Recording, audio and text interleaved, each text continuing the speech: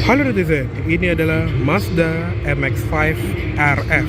Jadi ini adalah Mazda MX-5 atau Mazda Miata yang versi retractable fastback atau Targa ya bisa dibilang. Jadi sekarang di acara Gaikindo Jakarta Auto Week 2023, Eurocars Mazda Indonesia meluncurkan MX-5 bertransmisi manual ya. Jadi setelah lama dijual dengan transmisi otomatis doang, akhirnya sekarang dia punya transmisi manual yang lebih menggugah selera berkendara. Dan ada juga beberapa perubahan yang nanti akan gue jelasin ya. Tapi secara tampilan ini masih sama seperti MX-5 RF yang selama ini udah dijual dari lumayan lama ya, sebelum 2020 kalau nggak salah dia udah jualan MX-5 ini. Jadi ini adalah Mazda MX-5 generasi keempat atau generasi ND, tapi ini yang versi Targa dengan muka kode desain khas Mazda yang kelihatan kayak nyengir gitu ya di bagian depannya. Lampunya juga sipit banget, dia partial LED ya, jadi untuk lampu utamanya dia LED adaptif dengan lampu sein yang masih bohlam. Di bagian bawah juga ada LED DRL. Lanjut ke bagian samping, velgnya tetap sama, dia palang-palang tipis gitu dengan ukuran bannya 205/45 R17.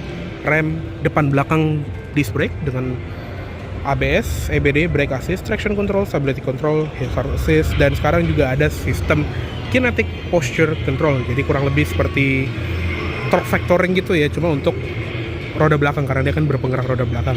Sebetulnya Mazda punya sistem yang mirip, namanya G Vectoring Plus, tapi itu rata-rata di Mazda yang berpenggerak roda depan. Kalau ini dia namanya beda ya, kinetic posture control.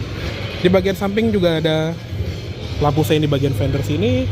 Untuk spion dia warnanya hitam dan nggak ada lampu sein di samping ya, karena tadi udah ada di fender. Untuk handle dia masih model grip tapi seperti biasa, dan ada akses keylessnya juga. Untuk antena dia juga nempelnya di belakang sini ya, dia modelnya long pole, dan bagian belakang juga masih sama.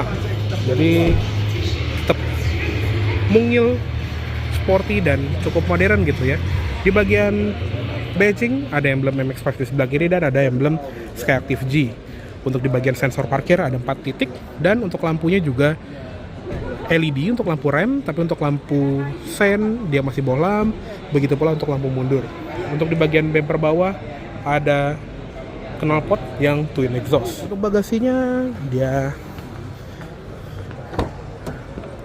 ada switch untuk membukanya, tapi itu harus sambil ngantongin kunci ya. Jadi kalau misalnya kita nggak ngantongin kunci, cuma bisa dibuka dari tombol yang ada di laci atau di ruang kaki pengemudi. Dan bagasi juga ya standar roadster ya, nggak begitu besar, tapi buat golf bag itu nggak mungkin muat sih ya. Di balik sini juga ada lampu bagasi dan ada apar, tempat untuk toolkit dan lain-lain. Oke, ya langsung kita tutup aja. Oke, sekarang kita lihat ke ruang mesinnya dari Mazda MX-5 bertransmisi manual ini. Mesin masih sama ya, jadi masih menggunakan mesin Skyactiv G 2000 cc 4 silinder, dan mesin ini sebetulnya serupa dengan mesinnya Mazda 3 atau Mazda CX-30. Cuma semenjak tahun 2022 kemarin ada update yang menambahkan tenaga kudanya menjadi sekitar 180-an horsepower. Torsi tetap sekitar 200 Nm, dan sekarang ada pilihan transmisi manual 6 percepatan selain transmisi otomatis yang juga sama-sama 6 percepatan, dan dia pastinya rear wheel drive atau berpenggerak roda belakang. Untuk ruang mesin juga sebetulnya agak kosong ya, karena emang nggak ada engine cover di atas engine blocknya, dan ya tapi cukup oke lah ya untuk sebuah roadster. Oke, sekarang kita lihat ke kabinnya. Jadi sekarang juga ada option untuk warna jok. Jadi sekarang ada warna tan seperti ini atau warna hitam yang selama ini udah dijual. Jadi buat kalian yang pengen warna interior yang lebih atraktif bisa pilih warna coklat ini yang emang bener-bener kelihatan mewah sih ya. Untuk pengaturannya tetap manual ya. Jadi ada recline di bagian sini, ada height adjuster di bagian sini, dan ada slide yang sebetulnya nggak jauh-jauh banget karena kan dia ada tembok di belakang sini ya. Dan Dia juga ada speaker Bose yang terintegrasi di bagian head restraint, jadi audionya tetap enak walaupun speakernya kelihatannya nggak banyak, tapi karena ada kayak headset gitu ya hitungannya di bagian kedua headrest dari jok ini, audionya jadi tetap enak. Seatbelt di bagian sini, dan kita masuk aja yuk.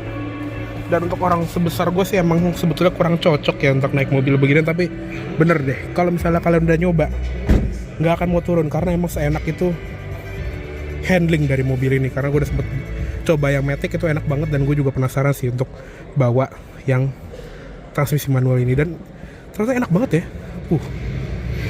Short shift gitu loh, dia 6 percepatan, dan untuk mundur dia ditekan dulu baru masuk ke kiri atas. Asli enak banget, jadi penasaran untuk rasa berkendaranya seperti apa. Mudah-mudahan nanti bisa minjem dari Mazda ya. Oke, lanjut ke setir masih sama seperti MX-5 yang biasanya. Dia juga sudah tilt dan teleskopik. Untuk yang tahun awal-awal di luar itu bahkan ada yang enggak teleskopik ya, cuma tilt doang. Tetap ada pengaturan audio buat volume, ganti track, info, angkat tutup telepon, klakson dan airbag, dan ada cruise control standar.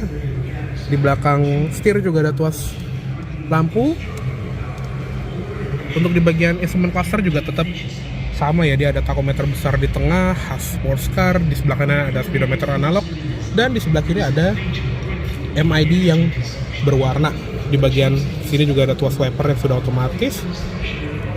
Lanjut ke bagian kanan, ada ventilasi AC yang bisa dibuka tutup seperti ini, yang ini kelihatannya mirip dari Mazda 2 ya. Di bagian sebelah sini juga ada tombol untuk mematikan i-stop, tombol untuk mematikan lane keeping assist, dan traction control. Di bagian bawah ada tombol untuk membuka bagasi tadi, dan ada tuas untuk membuka kap mesin. Untuk pedal, dia organ pedals, dan koplingnya seperti ini. Walaupun dia ada pedal kopling, tapi tetap ada footrest di sebelah kiri. Untuk di bagian door trim, dia soft touch. Di bagian sini ada kayak panel kulit yang besar, tapi ada panel yang sewarna body di atas sini. Handle pintunya dia satin silver. Di bagian sini juga ada switch power windows. Dia auto down untuk kedua jendela, tapi nggak auto up. Ada window lock, central locking, dan pengaturan spion. Tapi untuk lipatannya dia masih manual ya. Di bagian sini juga ada kayak grab handle, dan ada speaker. Twitternya di pilar A. Di bagian atas ini ada sun visor dengan vanity mirror, spion tengah, auto dimming, dan ada lampu kabin yang cuma satu doang. Bisa ngikut pintu juga. Ada sun visor juga di sebelah kiri. Dan untuk joknya seperti ini tadi ya. Ini mewah gitu ya, kayak roadster Eropa atau Amerika gitu. Dan dia juga ada ISOFIX point buat kursi bayi di sebelah kiri.